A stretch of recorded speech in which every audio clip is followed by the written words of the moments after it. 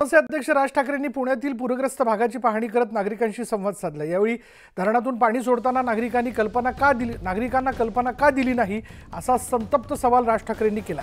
तर फक्त अधिकाऱ्यांचं निलंबन करून प्रश्न सुटणार नाही तर मुख्यमंत्री आणि उपमुख्यमंत्री लक्ष देण्याची गरज आहे असं राज ठाकरेंनी म्हटलंय।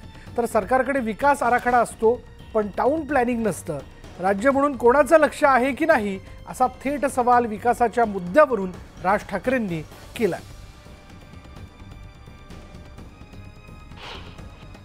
एवढं पाणी सोडणार याची कल्पना लोकांनाही नव्हती। त्यात मुळामुठामध्ये झालेलं अनधिकृत बांधकाम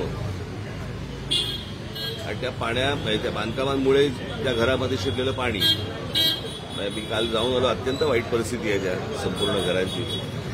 आणि मला असं वाटतं की शासनाने या सगळ्या गोष्टींचा नीट विचार करणं गरजेचं आहे, कारण त्यांना आता इन्शुरन्स पण नाही आहे, कळलं का? गाड्या सगळ्या वाहून गेल्या त्यांच्या, आणि इन्शुरन्सवाले म्हणतात की बाबा काही नैसर्गिक आपत्ती असेल तर आम्ही इन्शुरन्स देऊ शकत नाही।